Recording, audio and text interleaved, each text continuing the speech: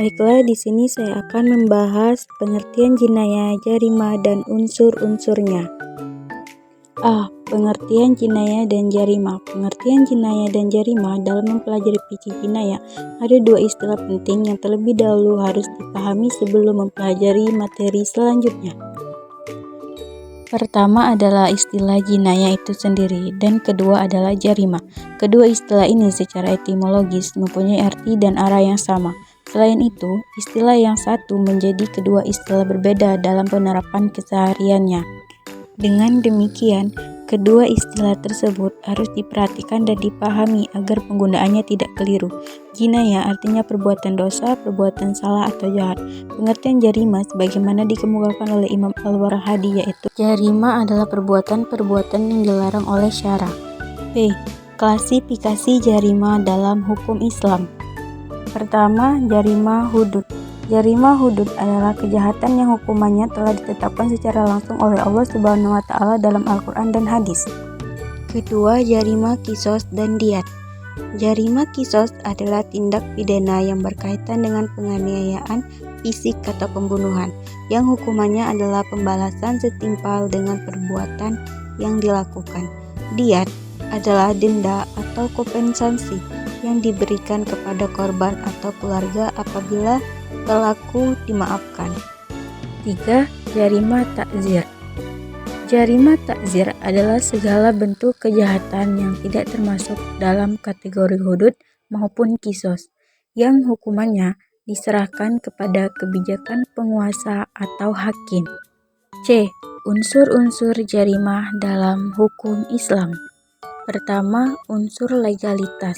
Setiap perbuatan yang dianggap sebagai jarimah harus memiliki dasar hukum dalam Al-Quran, hadis, atau ijma' ulama. Kedua, unsur perbuatan. Jarimah harus berupa tindakan nyata yang dilakukan oleh seseorang.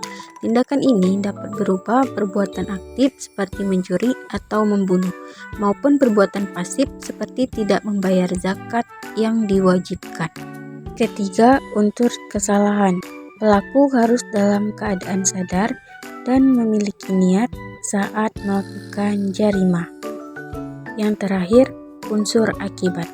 Setiap jarimah harus memiliki dampak buruk atau kerugian, baik terhadap individu maupun masyarakat. Pemahaman tentang unsur-unsur jarimah ini sangat penting dalam menentukan apakah suatu tindakan dapat dikategorikan sebagai kejahatan dalam hukum Islam. Unsur legalitas memastikan bahwa setiap hukuman didasarkan pada sumber hukum yang jelas.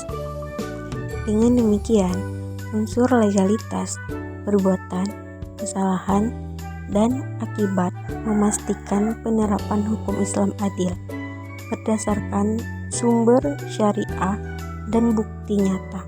Surat An-Nisa ayat 135 menegaskan prinsip keadilan melalui saksi yang objektif sehingga mencegah hukuman sewenang-wenang.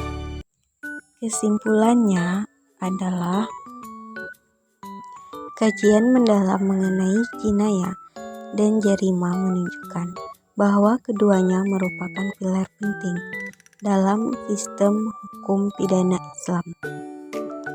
Jinayah lebih berfokus pada pelanggaran hak-hak individu dan masyarakat, mencakup tindakan yang merugikan, baik secara fisik maupun moral.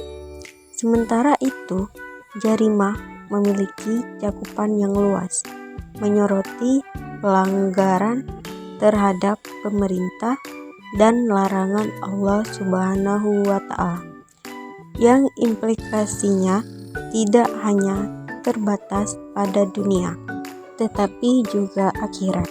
Oleh karena itu, kajian mengenai jinayah dan jarimah harus terus dikembangkan dan disosialisasikan kepada masyarakat luas dengan pemahaman yang benar dan menyeluruh. Diharapkan hukum pidana Islam dapat diterapkan secara efektif dan memberikan kontribusi. Sekian materi dari saya.